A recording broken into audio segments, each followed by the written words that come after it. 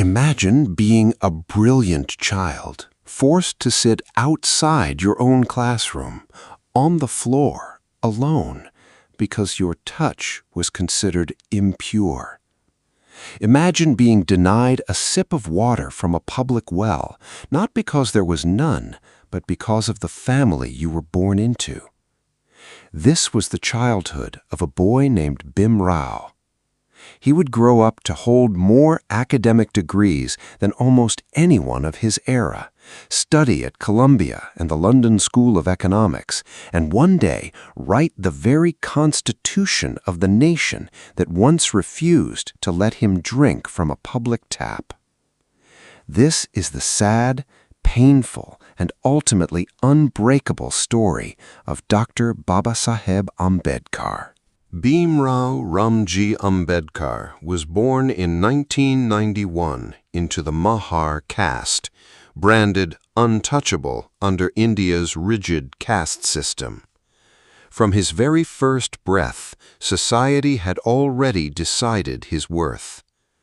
Untouchables were forbidden from touching upper caste people, drawing water from common wells, or even letting their shadows fall on someone of higher caste. It didn't matter how intelligent, kind, or capable a child was. In the eyes of the world he was born into, he was already less than human. And yet, in that same suffocating world, a quiet fire was beginning to burn in this young boy, a fire that would one day refuse to be extinguished. At school, young Bhim Rao was not allowed to sit inside the classroom with other children. He sat on a piece of sackcloth outside, listening from a distance, because his presence was considered polluting. Teachers avoided touching his notebooks. He was denied water from the same pot other students drank from, sometimes going thirsty through an entire school day rather than beg for what should have been his right. He would later write, reflecting on those unbearable years. But instead of breaking him, that pain planted the earliest seeds of a lifelong mission to build a world where no child would ever feel this small again. Bhim Rao's father, Ramji Sakpal, had served in the British Indian Army, and he understood one truth with total clarity. Education was the only weapon his son had against a system built to crush him. Despite crushing poverty, he pushed his son to keep studying, to keep reading, to never stop. Young Bhim Rao devoured books late into the night, driven not just by ambition, but by a burning need to prove that a so-called untouchable mind could outshine anyone. Good phrase to remember here. Cultivation of mind should be the ultimate aim of human existence. It would become one of the guiding truths of his entire life. In 1913, with the support of the progressive Maharaja of Baroda, Bhim Rao sailed to the United States to study at Columbia University. For the first time in his life, professors saw him not as an untouchable, but as a mind. He earned his master's degree, then a doctorate. He went on to the London School of Economics, immersing himself in law and economics. Abroad, in foreign lecture halls, he was finally just a student, brilliant, respected, equal. But he knew that the moment he returned home, the world would try to shrink him back down to the caste he was born into. And that is exactly what happened. Despite holding a doctorate from Columbia, despite his brilliance recognized on foreign soil, Ambedkar returned to India only to be denied housing, refused water, and humiliated in his very first government job in Baroda. Colleagues threw files at him from a distance rather than hand them to him directly. He wasn't even allowed to use the same water jug as his peers. Imagine carrying degrees no one else in the room possessed and still being treated as untouchable. It was a heartbreak that never fully healed, but it hardened his resolve into something unstoppable.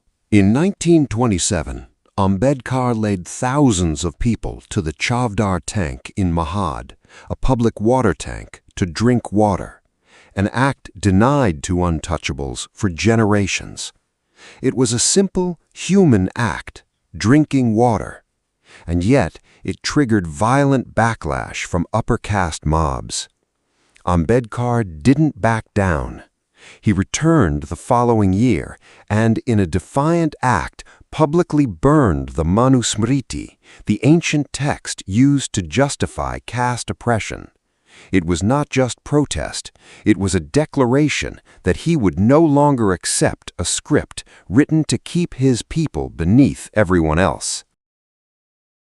Ambedkar led the Kalaram Temple movement in 1930, marching thousands to demand entry into a temple that had barred untouchables for centuries. He was met with stones, beatings, and hostility.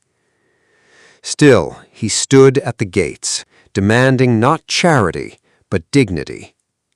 One of his most piercing good phrases from this era still echoes today. "I was born a Hindu, but I will not die a Hindu."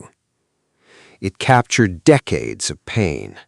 A man who had given everything trying to reform a system that kept rejecting him at every door. In 1932, Ambedkar fought for separate electorates so the oppressed classes could elect their own representatives, free from upper caste control. Mahatma Gandhi opposed this and began a fast unto death against it.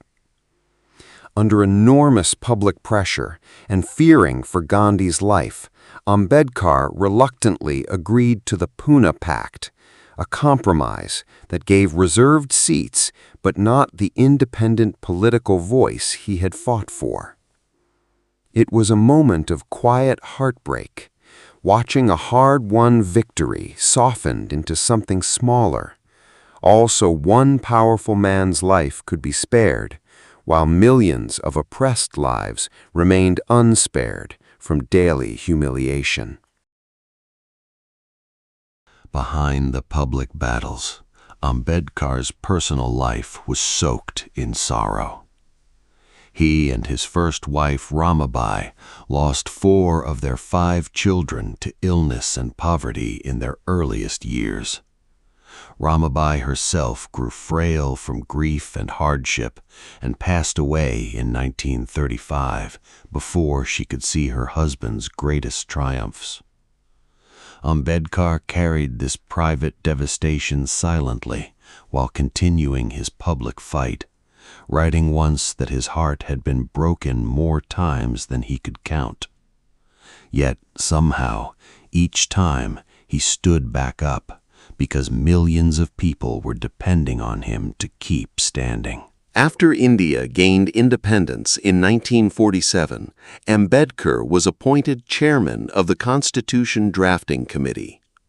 The boy once forbidden from sitting in a classroom was now writing the foundational law of an entire nation. He worked tirelessly, often late into the night, determined to build into the Constitution the very rights that had been denied to him his whole life: equality, liberty, and the abolition of untouchability itself. A good phrase, one he lived by. I measure the progress of a community by the degree of progress which women have achieved. His vision reached far beyond his own suffering. It reached toward justice for everyone forgotten by the old order. Even as the man who gave India its constitution, Ambedkar faced resistance within the very government he helped build. His push for the Hindu Code Bill, aimed at granting women greater rights in marriage, property, and inheritance, met fierce opposition. Frustrated and exhausted by the slow pace of reform, he resigned from the cabinet in 1951. It was a devastating moment. The architect of equality, watching equality itself get stalled by the same old resistance he had spent his entire life fighting against. In October 1956, in Nagpur, Ambedkar made one of the most powerful decisions of his life. Alongside hundreds of thousands of followers, he formally converted to Buddhism, rejecting a caste system that had tormented him since childhood.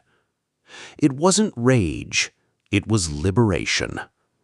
Once he said the goal was not just to escape suffering, but to become the ruler of your own destiny. For a man who had been made to feel small his entire life, this was his final, quiet, unstoppable act of dignity.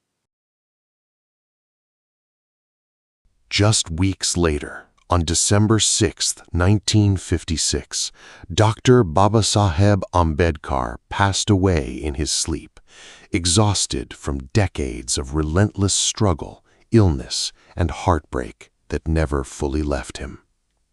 He died as he had so often lived, carrying burdens the world never fully understood. Millions mourned him, many for the first time realizing the true weight of what he had sacrificed for people he would never personally meet in a fight for dignity that outlived him by generations. Dr. Babasaheb Ambedkar was never given anything, not respect, not water, not a seat in a classroom. Everything he built with wounds that never stopped bleeding. And yet, from that pain, he gave India its constitution, gave millions their voice, and gave the world an undeniable truth he lived by until his final breath. Life should be great rather than long. His life was, in the truest sense, both. Today, every time someone drinks freely from a well, sits freely in a classroom, or votes with dignity, they are living inside the justice one heartbroken, brilliant, unbreakable man refused to stop fighting for.